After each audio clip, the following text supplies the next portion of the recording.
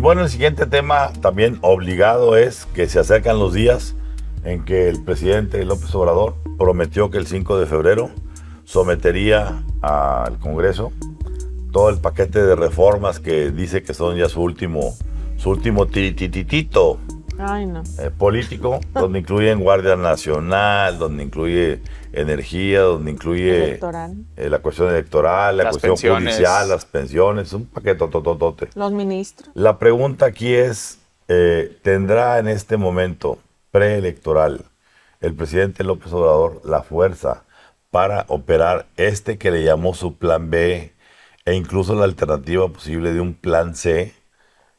Leímos por ahí un artículo de Ciro Murayama hace unos días donde él saca su pluma y la arrastra para decir matemáticamente no es posible que este paquete salga de esa manera y salga así.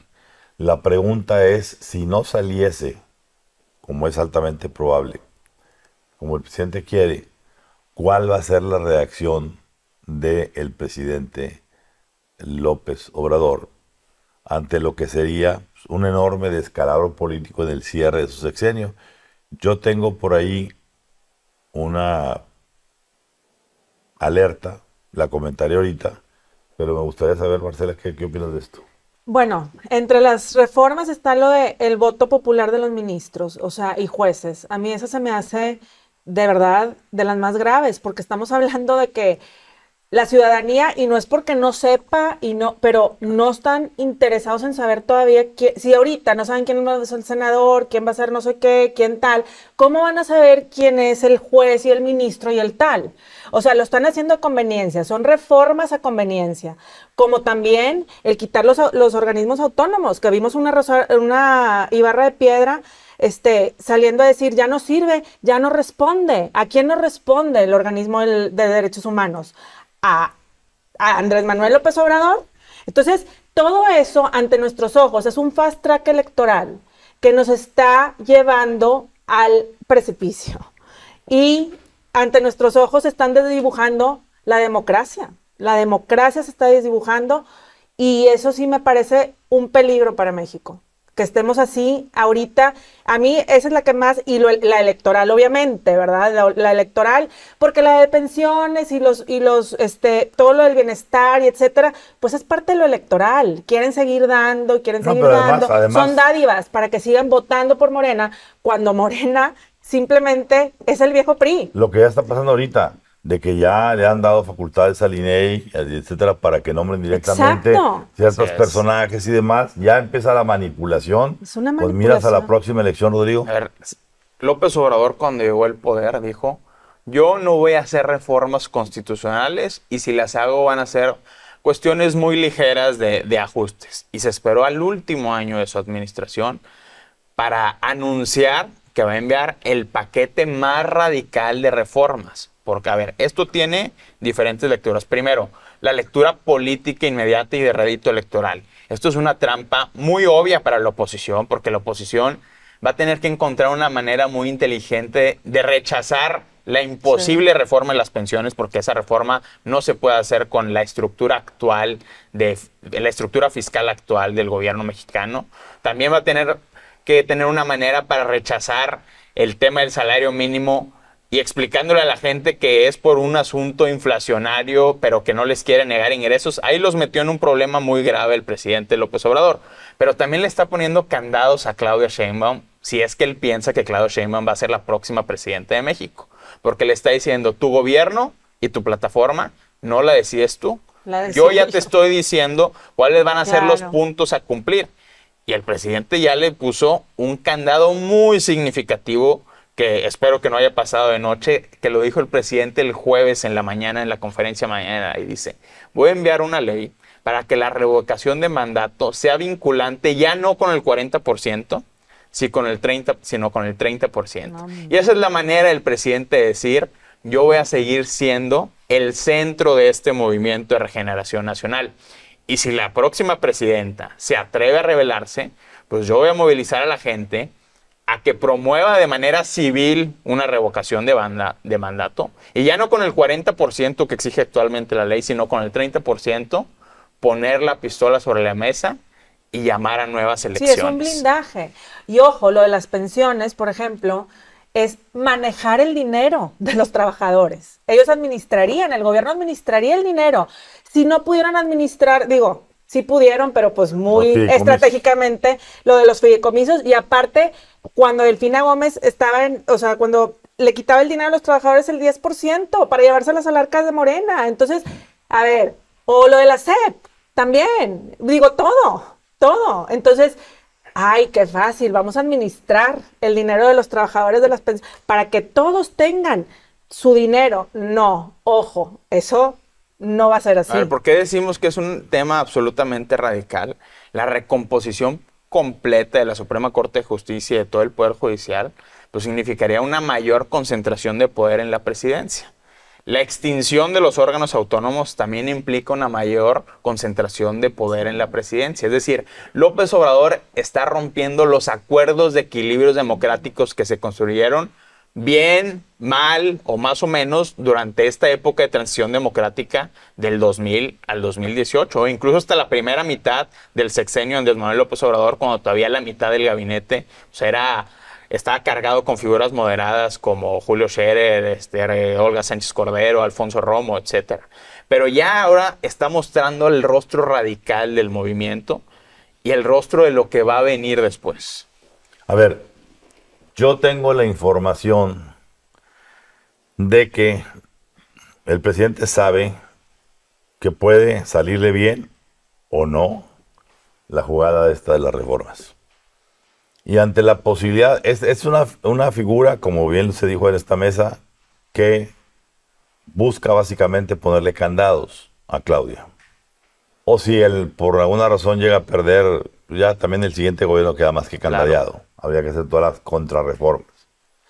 Sin embargo, también tiene un efecto electoral, o intenta tener un efecto electoral, por las pensiones, por una bola de cosas. Sin embargo, si por la razón que fuera no salieran, y ojo, hay mucha gente que me dice, sería imposible, pues decían que era imposible que hiciera lo que hicieron con el aeropuerto de la Ciudad de México. Decían que era imposible muchas cosas, y ahí está. A mí me dicen que si el presidente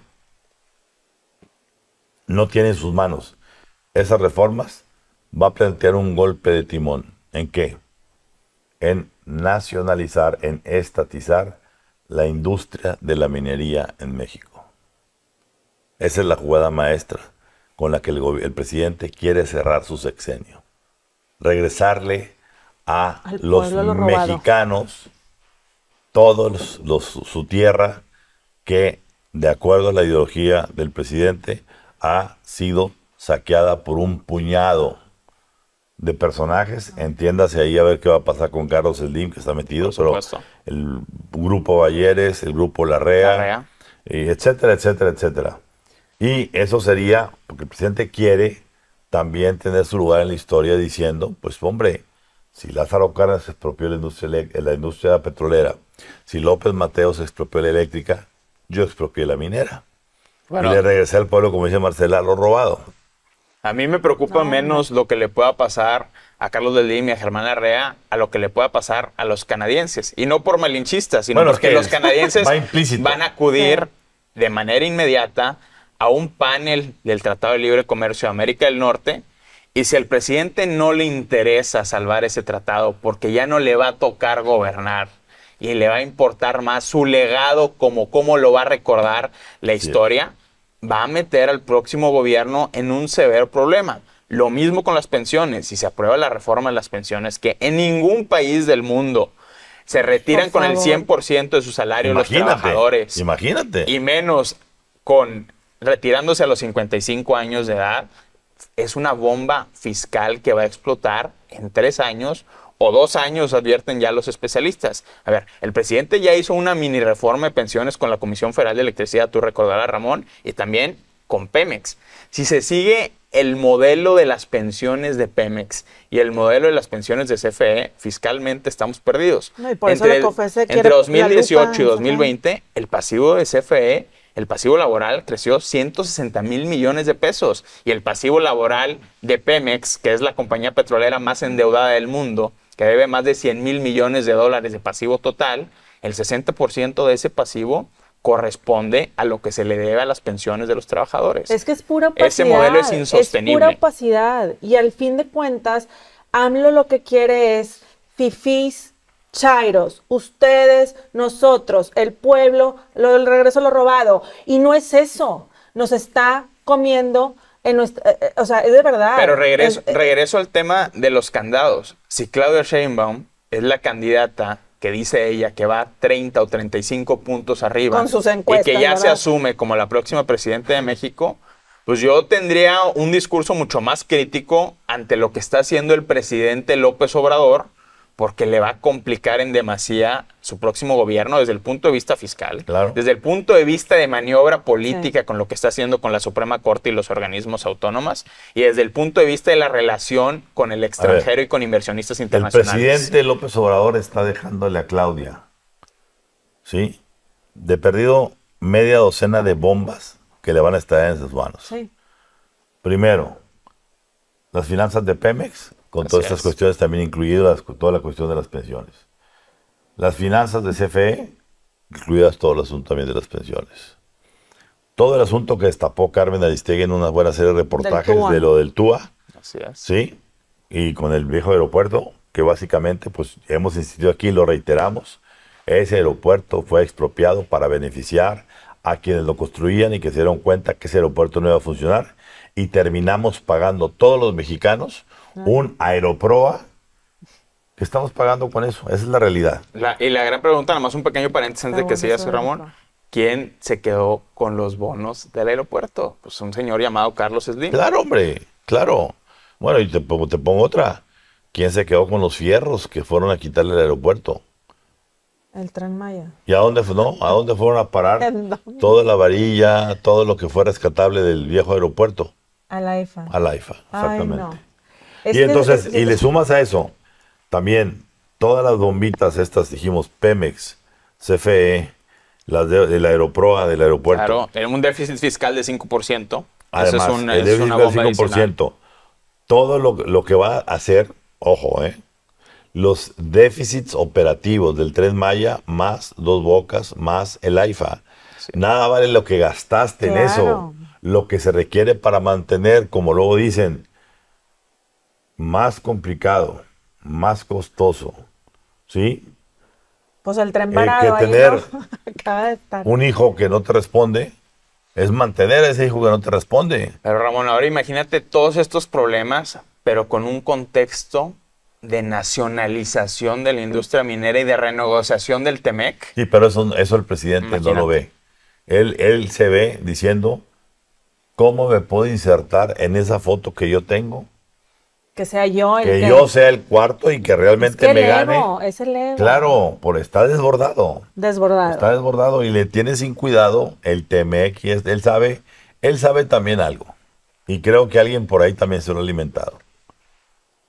Los americanos no pueden romper de la noche a la mañana porque se les colapsan sus líneas de producción, su cadena de valor, como se llama ahora pomposamente.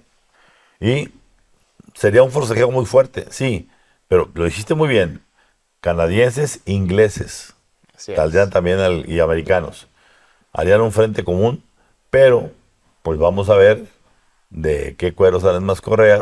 El problema es que ya tuvimos 2 ensayos de esa idea que tiene ahora en la cabeza el presidente López Obrador sobre la nacionalización de industria minera. Primero, la nacionalización de la industria del litio, cuando sigue un proceso vigente con Ganfeng Lithium, con los chinos, sobre lo que ha sido esa resolución completa. Y por supuesto, el tema de la expropiación de las vías a las empresas de Ferromex de Germán Larrea. Así es. Esos son 2 antecedentes muy claros en este sentido, 2 ensayos muy importantes de lo que podría significar. Dejamos aquí cerrado esto diciendo que el as bajo la manga que yo siento y que yo he consensuado, que el presidente trae listo para usarlo y no se sienta, si no le salen sus reformas, que fue un hombre derrotado, es antes de que la gente diga, no le salieron reformas, sacar la baraja y antes de la elección presidencial decir, se estatiza la industria minera, para que eso le dé un boom entre el pueblo y digan, tenemos un nuevo Lázaro Cárdenas. Un estadista. Ahí la dejamos.